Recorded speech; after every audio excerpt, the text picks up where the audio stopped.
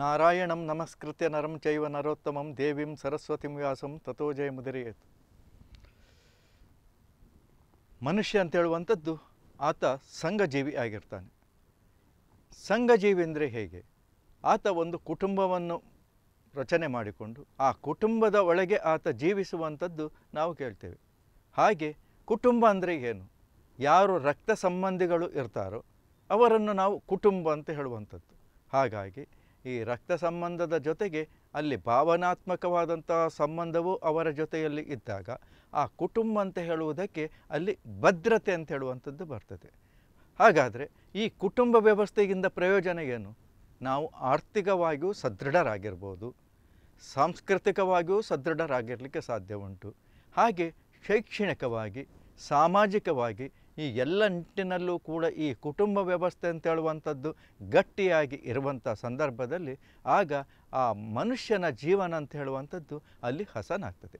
ಹುಟ್ಟಿನಿಂದ ಸಾಯುವವರೆಗೂ ಕೂಡ ಆತನ ಜೀವನ ಅಂತ ಹೇಳುವಂಥದ್ದು ವೈಭವೋಪೇತವಾಗಿ ಅಲ್ಲಿ ನಡೆದುಕೊಂಡು ಹೋಗಲಿಕ್ಕೆ ತನ್ಮೂಲಕ ಸಾಧ್ಯ ಉಂಟು. ಹಾಗಾಗಿ ಆ ಕುಟುಂಬ ಅಂತ ಹೇಳುವಂಥದ್ದು ಸದೃಢವಾಗಿರಬೇಕು, ಸಚ್ಚಾರಿತ್ರದಿಂದ ಹೊಂದಿರಬೇಕು. ಹಾಗೆ ನಾವು ಯಾವುದೇ ಒಂದು ಮದುವೆಯಾಗುವಂಥ ಸಂದರ್ಭದಲ್ಲಿ ನಾವು ಹುಡುಗಿಯನ್ನು ತರುವುದಕ್ಕಾಗಲಿ ಅಥವಾ ಹುಡುಗಿಯನ್ನು ಕೊಡುವುದಕ್ಕಾಗಲಿ ಅಲ್ಲಿ ನಾವು ವಿಮರ್ಶೆಯನ್ನು ಮಾಡ್ತೇವೆ. ಅದರ ಕುಟುಂಬದ ಹಿನ್ನೆಲೆ ಹೇಗೆ, ಆ ಕುಟುಂಬ ಹೇಗೆ, ಯಾಕೆ ನಾವು ಈ ರೀತಿಯಾದಂಥ ಚಿಂತನೆಯನ್ನು ಮಾಡ್ತೇವೆ ಅಂದರೆ ಮುಂದೆ ಆ ಹೊಸ ವಧೂವರರಲ್ಲಿ ಒಳ್ಳೆಯರಾದಂತಹ ಜೀವನ ಅಂತೇಳುವಂಥದ್ದು ಸುಖಿಯಾಗಿರಲಿ, ಅವರು ಒಳ್ಳೆಯ ಸುಖದಿಂದ ಜೀವನವನ್ನು ನಡೆಸಲಿಕ್ಕೆ ತನ್ಮೂಲಕ ಸಾಧ್ಯವಾಗಲಿ ಅಂತ. ಅದಕ್ಕೋಸ್ಕರ ಈ ಕುಟುಂಬ ಅಂತ ಹೇಳುವಂಥದ್ದು ಬಹಳ ಮುಖ್ಯ. ಇದು ಮನುಷ್ಯರಲ್ಲಿ ಮಾತ್ರ ಅಲ್ಲ, ಪ್ರಾಣಿಗಳಲ್ಲೂ ಕೂಡ ಈ ಕುಟುಂಬ ವ್ಯವಸ್ಥೆ ಅಂತ ಉಂಟು. ನೀವು ಸಂಜೆಯ ಹೊತ್ತು ನೀವು ಆಕಾಶವನ್ನು ವೀಕ್ಷಣೆ ಮಾಡಿದರೆ ಈ ಪಕ್ಷಿಗಳು ಮರಳಿ ಗೂಡಿಗೆ ಸೇರುವಂಥ ಸಂದರ್ಭದಲ್ಲಿ ಹೇಗೆ ಗುಂಪಾಗಿ ಅವು ಹಾರಿ ಹೋಗುತ್ತಾ ತಮ್ಮ ಆ ಗೂಡನ್ನು ಸೇರುವಂಥದ್ದು ಕಾಣ್ತೇವೆ. ಆನೆಗಳು ಅರಣ್ಯದಲ್ಲಿ ಸಂಚರಿಸುತ್ತಿರುವ ಸಂದರ್ಭದಲ್ಲೂ ಅವು ಕೂಡ ಒಟ್ಟಾಗಿ ಹೋಗುವಂಥದ್ದು. ಹಾಗೆ ಹುಲಿಯಾಗಲಿ, ಸಿಂಹವಾಗಲಿ, ಜಿಂಕೆಗಳಾಗಲಿ, ದನ ಕರುಗಳೇ ಆಗಲಿ, ಅವುಗಳು ಕೂಡ ಸಂಘಜೀವಿಗಳು. ಜೊತೆಯಾಗಿ ಅವು ತಮ್ಮ ಕುಟುಂಬದಂತೆ ಅವು ತಮ್ಮ ನಿತ್ಯ ಜೀವನವನ್ನು ನಡೆಸುವಂಥದ್ದು. ಹಿಂಡಿನಲ್ಲಿರುವಂಥ ಯಾವುದೇ ಒಂದು ಕರು ಅಂಬ ಅಂತ ಹೇಳಿದರೆ ಸಾಕು, ಅಲ್ಲಿ ಅದರ ಹಸು, ಅದರ ತಾಯಿ ಓಡೋಡಿ ಬಂದು ಆ ಕರುವಿನ ಹತ್ತಿರ ನಿಲ್ತದೆ. ಯಾಕೆ? ಅದು ಅಷ್ಟೊಂದು ಪ್ರೇಮ ಅಂತ ಹೇಳುವಂಥದ್ದು. ಅಂದರೆ ಈ ಕುಟುಂಬ ಜೀವನ ಅಂತ ಹೇಳುವಂಥದ್ದು ಮನುಷ್ಯರಲ್ಲೂ, ಪ್ರಾಣಿಗಳಲ್ಲೂ, ಪಕ್ಷಿಗಳಲ್ಲೂ ಅಲ್ಲೂ ಅನಂತ ಕಾಲದಿಂದ ಅಂದರೆ ಎಷ್ಟೋ ಸಹಸ್ರಾರು ವರ್ಷಗಳಿಂದ ಕಾಲ ಅದು ಅನವರತವಾಗಿ ಅದು ನಡೆದುಕೊಂಡು ಬಂದಿದೆ ಎಂಬುದು ಸರ್ವವಿದಿತವಾದಂಥ ವಿಚಾರವೇ. ಹಾಗಾದರೆ ಇವತ್ತು ನಾನು ಹೇಳಲಿಕ್ಕೆ ಹೋದಂಥ ವಿಚಾರ ಏನು ಅಂದರೆ, ಇಷ್ಟು ಚೆನ್ನಾಗಿರುವಂಥ ಕುಟುಂಬದಲ್ಲಿ ಏನಾದರೂ ಕಲಹಗಳು ಬಂದರೆ ಏನು ತೊಂದರೆ ಆಗ್ತದೆ? ಅದು ನಾವು ಹೇಳುವಂಥದ್ದಲ್ಲ, ಯಾಕಂದರೆ ಪ್ರತಿಯೊಬ್ಬರೂ ಕೂಡ ಅದನ್ನು ಪ್ರತ್ಯಕ್ಷವಾಗಿ ಕಂಡಿದ್ದಾರೆ, ಅನುಭವಿಸಿದ್ದಾರೆ, ನೋಡುತ್ತಾ ಇದ್ದಾರೆ. ಸಮಾಜದಲ್ಲಿ ಇದೊಂದು ಸಹಜವಾದಂಥ ಪ್ರಕ್ರಿಯೆ.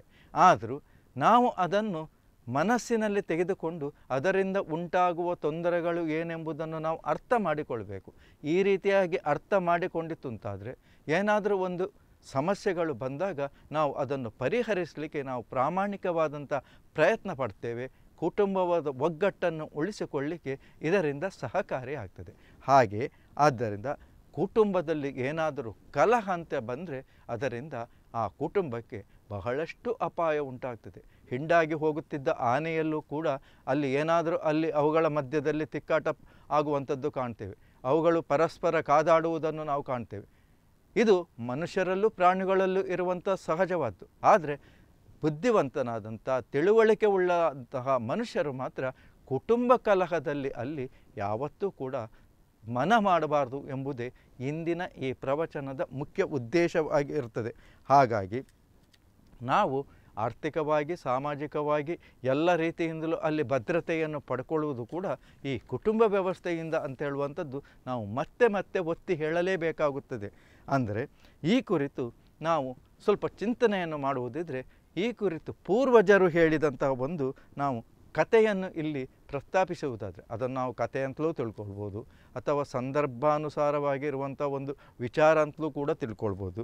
ಅಂದರೆ ಏನು ಆ ಕಥೆ ಅಂದರೆ, ಒಬ್ಬ ಬೇಡನು ಪಕ್ಷಿಗಳನ್ನು ಹಿಡಿಯುವ ಸಲುವಾಗಿ ಕಾಡಿನಲ್ಲಿ ಕಾಳನ್ನು ಹಾಕಿ ಅಲ್ಲಿ ಬಲೆಯನ್ನು ಬೀಸುವಂಥದ್ದು. ಯಾಕಂದರೆ ಕಾಳನ್ನು ಹಾಕದಿದ್ದರೆ ಪಕ್ಷಿ ಬರುವುದಿಲ್ಲ. ಹಾಗಾದರೆ ಅದನ್ನು ಸುಲಭವಾಗಿ ಹಿಡಿಯುವಂಥ ಉದ್ದೇಶ ಅಲ್ಲಿ ಕಾಳನ್ನು ಹಾಕಿ ಬಲೆಯನ್ನು ಬೀಸುವಂಥದ್ದು. ನಾವು ಮೀನನ್ನು ಹಿಡಿಬೇಕಾದ್ರೆ ಅಲ್ಲಿ ಮೀನಿನ ತುದಿಗೆ ಏನಾದರೂ ಒಂದು ಸಣ್ಣ ವಸ್ತುವನ್ನು ಇಟ್ಟು ಅದನ್ನು ಹಿಡಿಯುವಂಥದ್ದು. ಹೀಗೆ ಪಕ್ಷಿಯನ್ನು ಹಿಡಿಯಲೋಸ್ಕರ ಅವನು ಆ ಬಲೆಯನ್ನು ಬೀಸಿದಂಥ ಸಂದರ್ಭದಲ್ಲಿ 2 ಪಕ್ಷಿಗಳು ಆ ಕಾಳಿನ ಆಸೆಗೆ ಬಂದು ಅಲ್ಲಿ ಸಹಜವಾಗಿ ಸಿಕ್ಕಿ ಹಾಕಿ ಬಿದ್ದವು. ಆದರೆ ಯಾವಾಗಲೂ ಪಕ್ಷಿಗಳು ಬಲೆಯ ಒಳಗೆ ಸಿಕ್ಕಿ ಬಿದ್ದಾಗ ಅವು ವಿಲಿವಿಲಿಯಾಗಿ ಒದ್ದಾಡುವಂಥದ್ದು, ಪ್ರಾಣ ಭಯದಿಂದ ಕೂಗಿಕೊಳ್ಳುವಂಥದ್ದು. ಆದರೆ ಈ 2 ಪಕ್ಷಿಗಳು ಮಾತ್ರ ಹಾಗೆ ಮಾಡಲಿಲ್ಲ. ವಿಲಿವಿಲಿ ಒದ್ದಾಡದೆ ಅವುಗಳು ಸ್ವಲ್ಪ ತಾಳ್ಮೆಯನ್ನು ತೆಗೆದುಕೊಂಡು ಪರಸ್ಪರವಾಗಿ ಮಾತನಾಡುತ್ತಾ ಆ 2 ಹಕ್ಕಿಗಳು ತಮ್ಮ ಸಂಪೂರ್ಣವಾದಂತಹ ಶಕ್ತಿಯನ್ನು ಉಪಯೋಗಿಸಿ ಆಕಾಶಕ್ಕೆ ಹಾರಿದರು. ಬಲೆಯ ಸಹಿತವಾಗಿ ಆಕಾಶದಲ್ಲಿ ಹಾರಿಕೊಂಡು ಹೋದವು. ಯಾಕಂದರೆ ಅವುಗಳಿಗೆ ಗೊತ್ತಿತ್ತು, ನಾವು ಇಲ್ಲೇ ವಿಲಿ ವಿಲಿ ಒದ್ದಾಡ್ತಾ ಇದ್ದರೆ ಬೇಡ ಬಂದು ನಮ್ಮನ್ನು ಹಿಡಿದು ಬಿಡ್ತಾನೆ, ನಮ್ಮ ಪ್ರಾಣವನ್ನು ತೆಗೆದು ಬಿಡ್ತಾನೆ ಅಂತ. ಹಾಗಾಗಿ ತಮ್ಮ ಪ್ರಾಣವನ್ನು ಉಳಿಸುವುದಕ್ಕಾಗಿ ಆಕಾಶ ಮಾರ್ಗದಲ್ಲಿ ಅವು ಮೇಲಕ್ಕೆ ಹಾರುತ್ತಿರುವಂತಹ ಸಂದರ್ಭದಲ್ಲಿ ಇದನ್ನು ಕಂಡು ಬೇಡನಿಗೆ ಅಲ್ಲಿ ಬೇಸರವಾಯಿತು. ಪಕ್ಷಿ ಅಲ್ಲಿ ಬಲೆ ಒಳಗೆ ಸಿಕ್ಕಿ ಬಿದ್ದಾಗ ಬೇಟೆಗಾರನಿಗೆ ಅಲ್ಲಿ ಸಂತೋಷ ಆಯಿತು, ಓ ನನಗಿವತ್ತು ಒಳ್ಳೆಯದಾದ ಆಹಾರ ಸಿಕ್ಕಿತ್ತು ಅಂತ. ಇನ್ನೇನು ಅದನ್ನು ಹಿಡೀಲಿಕ್ಕೆ ಹೋಗಬೇಕು, ತನ್ನ ವಶ ಮಾಡಿಕೊಳ್ಬೇಕು ಅಂತ ಹೇಳುವಂಥ ಸಂದರ್ಭದಲ್ಲಿ ಆತನ ಕಣ್ಣೆದುರೇ ತನ್ನ ಬಲೆಯನ್ನು ಅವು ಎತ್ತಿಕೊಂಡು ಹಾರುತ್ತಾ ಮೇಲಕ್ಕೆ ಹೋದಾಗ ಇವನಿಗೆ ಅಲ್ಲಿ ಬೇಸರವಾಯಿತು.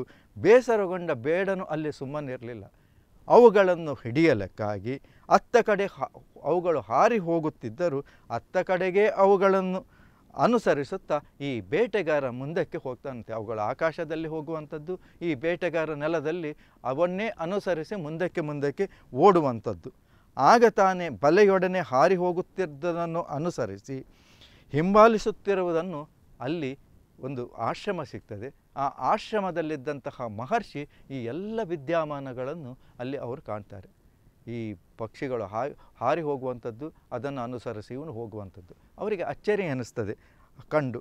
ಅಂತರಿಕ್ಷದಲ್ಲಿ ಬಲೆಯೊಡನೆ ಹಾರಿ ಹೋಗುತ್ತಿದ್ದ ಪಕ್ಷಿಗಳನ್ನು ಅನುಸರಿಸಿ ಅಂದರೆ ಶೀಘ್ರವಾಗಿ ಓಡಿ ಹೋಗುತ್ತಿದ್ದಂಥ ಬೇಡನನ್ನು ಅಲ್ಲಿ ಮುನಿಗಳು ಪ್ರಶ್ನಿಸ್ತಾರೆ. ಯಾಕಂದರೆ ಅವರಿಗೆ ಸಹಜವಾಗಿ ಒಂದು ಕುತೂಹಲ, ಅವುಗಳೇನೋ ಪಾಪ ಓಡಿಕೊಂಡು ಹೋಗ್ತಾ ಇದ್ದೆ, ಇವನು ಆ ಕಾಡಿನಲ್ಲಿ, ಯಾಕಂದರೆ ನೇರವಾಗಿ ಹೋಗುವುದಕ್ಕೆ ಭಾಳ ಸುಲಭ, ಆದರೆ ಕಾಡಿನಲ್ಲಿ ಕಲ್ಲು ಮುಳ್ಳು ಬಂಡೆಗಳ ನಡುವೆ ಅವುಗಳನ್ನು ಅನುಸರಿಸಿ ಈ ಬೇಟೆಗಾರ ಹೋಗುವಂಥದ್ದು ಬಹಳ ಕಷ್ಟ. ಅದನ್ನೇ ಅಲ್ಲಿ ಮುನಿಗಳು ಪ್ರಶ್ನಿಸ್ತಾರೆ. ವಿಚಿತ್ರಮಿದಮಾಕ್ಷರ್ಯಂ ಮೃಗಹನ್ ಪ್ರತಿಭಾತಿ ಮೇ ಪ್ಲವಮಾನೌಹಿ ಕಚರು ಪದಾತಿರ ದಾವಸಿಹ ಅಂತ. ಅಂದರೆ ಪ್ರಾಣಿ ಹಂತಕನಾದಂಥ ವ್ಯಾಧನೆ, ನಿನ್ನ ಈ ವರ್ತನೆಯು ನನಗೆ ಬಹಳ ವಿಚಿತ್ರವಾಗಿಯೂ ಮತ್ತು ಆಶ್ಚರ್ಯಕರವಾಗಿಯೂ ಕಾಣ್ತದೆ. ಅದು ಮಹರ್ಷಿಗಳಿಗೆ ಅಂತಲ್ಲ, ಯಾರಿಗೂ ಕೂಡ ಇದು ಬಹಳ ವಿಚಿತ್ರವಾಗಿ ಅನ್ನಿಸುವಂಥದ್ದು, ನಮಗೂ ಕೂಡ ಹಾಗೆ ಅನ್ನಿಸ್ತದೆ. ಅದನ್ನೇ ಮಹರ್ಷಿಗಳು ಪ್ರಶ್ನಿಸ್ತದೆ. ಆಕಾಶದಲ್ಲಿ ಸಂಚಾರ ಮಾಡಲು ಸಮರ್ಥವಾದಂಥ ಆ ಪಕ್ಷಿಗಳು ಯಾವ ವಿಧವಾದಂಥ ಅಡ್ಡಿ ಆತಂಕಗಳು ಇಲ್ಲದೆ ಹಾರಿ ಮುಂದೆ ಹೋಗುತ್ತಾ ಇದೆ. ಪದಾತಿಯಾದಂಥ ನೀನು ಅದರ ಹಿಂದೆಯೂ ಹೋಗುತ್ತಿರುವೆ. ಹಾರಿ ಹೋಗುತ್ತಿರುವ ಪಕ್ಷಿಗಳನ್ನು ನಡೆದುಕೊಂಡು ಹೋಗುತ್ತಿರುವ ನೀನು ಹಿಡೀಲಿಕ್ಕೆ ಸಾಧ್ಯ ಉಂಟೆ? ಅದು ಅಸಾಧ್ಯವಾದ ಮಾತು. ಮಹರ್ಷಿಗಳು ಅದನ್ನೇ ಪ್ರಶ್ನೆ ಮಾಡ್ತಾರೆ. ಹಾಗಾದರೆ ನೀನು ಇಷ್ಟನ್ನಾದರೂ ಯೋಚಿಸಬೇಡವೇ?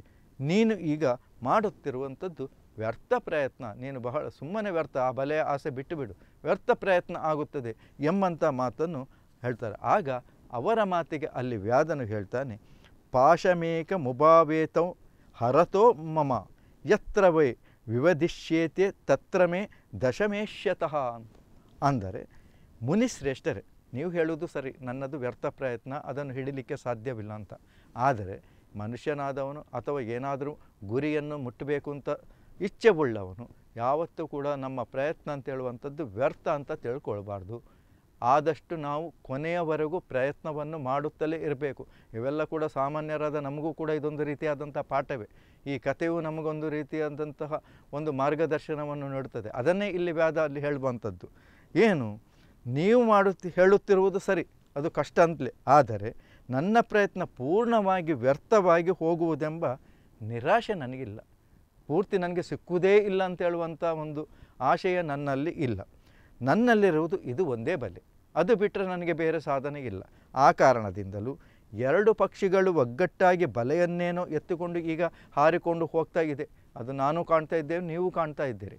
ಆದರೆ ಮುಂದೆ ಹೋಗುತ್ತಿದ್ದಂತೆ ಅದು ಹೇಗೆ ಅಂದರೆ ಆ ಎರಡು ಪಕ್ಷಿಗಳಲ್ಲಿ ವಿವಾದವೂ ಉಂಟಾಗಬಹುದು, ಅದು ಒಂದು ಸಾಧ್ಯತೆ ಇದೆ. ಮನುಷ್ಯರಲ್ಲಿ ಏನೋ ಒಂದು ಮಾಡುವಾಗ, ಸಂಘ ಆಗಲಿ ಸಂಸ್ಥೆ ಆಗಲಿ ಏನೋ ಒಂದು ನಾವು ಮಾಡುವಾಗ ಅಲ್ಲಿ ಒಗ್ಗಟ್ಟಾಗಿರ್ತದೆ, ಹಾಗೆ ಮಾಡಬೇಕು ಹೀಗೆ ಮಾಡಬೇಕು ಅಂತ. ಆ ಸಂಘಕ್ಕೋ ಸಂಸ್ಥೆಗೆ ಯಾವುದು ಹೆಸರು ಬಂದಾಗ ಅಲ್ಲಿ ಜಗಳ ಶುರುವಾಗ್ತದೆ. ನಾನು ಅಧ್ಯಕ್ಷ ಆಗಬೇಕು, ಕಾರ್ಯದರ್ಶಿ ಆಗಬೇಕು, ಇಂಥದ್ದೇ ಅಲ್ಲ. ಅದೇ ರೀತಿಯಾಗಿ ಈ ಪಕ್ಷಿಗಳಲ್ಲೂ ಕೂಡ ಯಾವುದೋ ಒಂದು ಕಾರಣದಿಂದ ವಿವಾದಗಳು ಉಂಟಾಗಲಿಕ್ಕೆ ಸಾಧ್ಯತೆಯೂ ಇದೆ. ಆ ಒಂದು ನಿರೀಕ್ಷೆಯಲ್ಲಿ ನಾನಿದ್ದೇನೆ.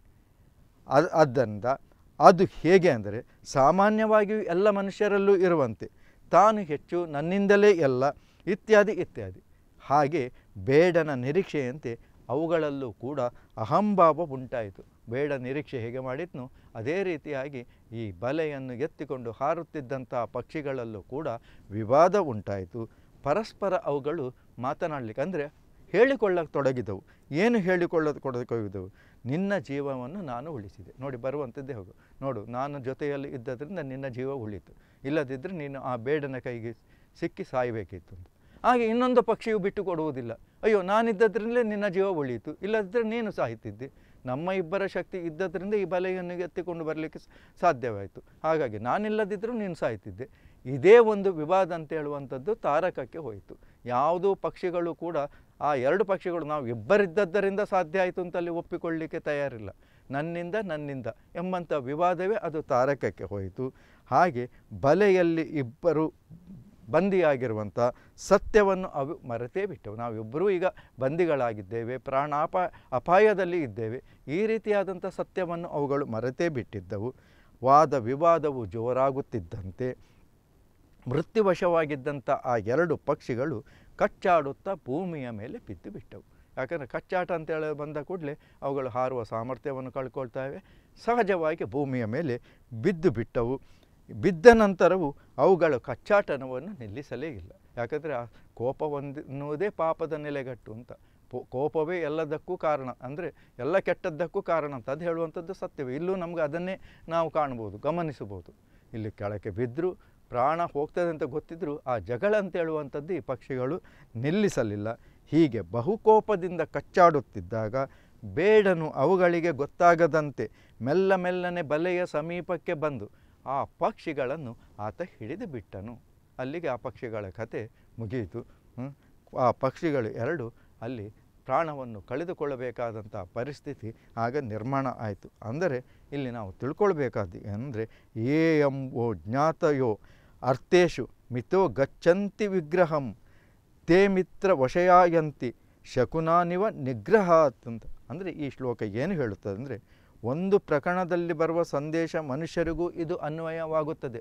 ಈ ಕಥೆ ಅಂತ ಹೇಳುವಂಥದ್ದು ಪಕ್ಷಿಗಳಾದರೂ ಕೂಡ ಇದು ಮನುಷ್ಯರಿಗೂ ಅನ್ವಯವಾಗುತ್ತದೆ.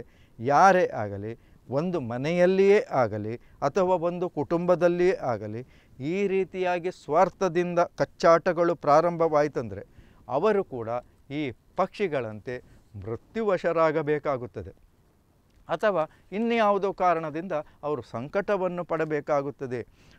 ಹಾಗೆ ಶತ್ರುಗಳ ವಶವಾಗಲೂಬಹುದು ಎಂಬುದನ್ನು ನಾವು ಅರ್ಥ ಮಾಡಬೇಕು.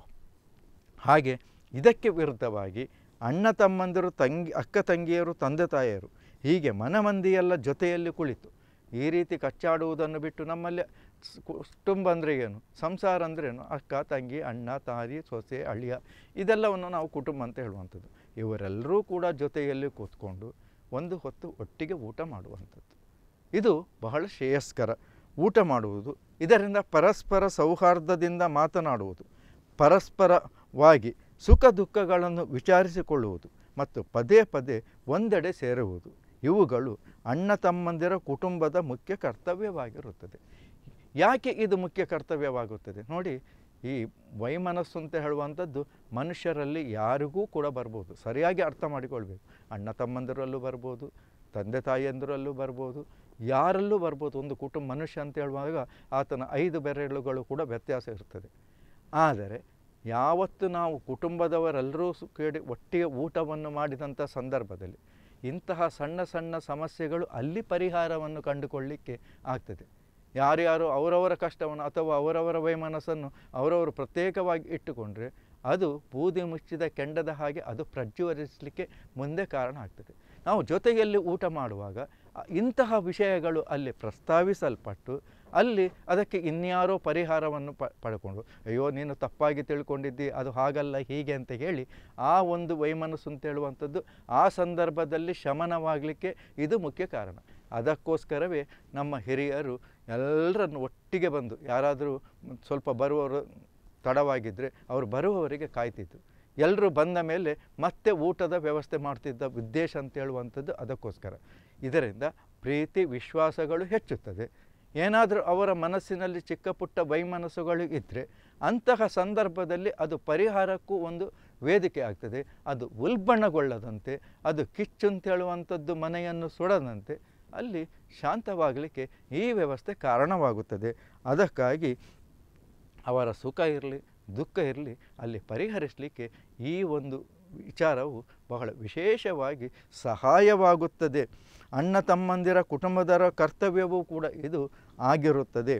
ಒಂದು ಮನೆಯ ಒಗ್ಗಟ್ಟು ಅದು ಭದ್ರವಾಗಿ ಇರಬೇಕಾದರೆ ಒಲೆಯೊಳಗಿರುವ ಕಟ್ಟಿಗೆ ಅಂತ ಇರಬೇಕು. ಹಾಗಾದರೆ ಹೇಗೆ?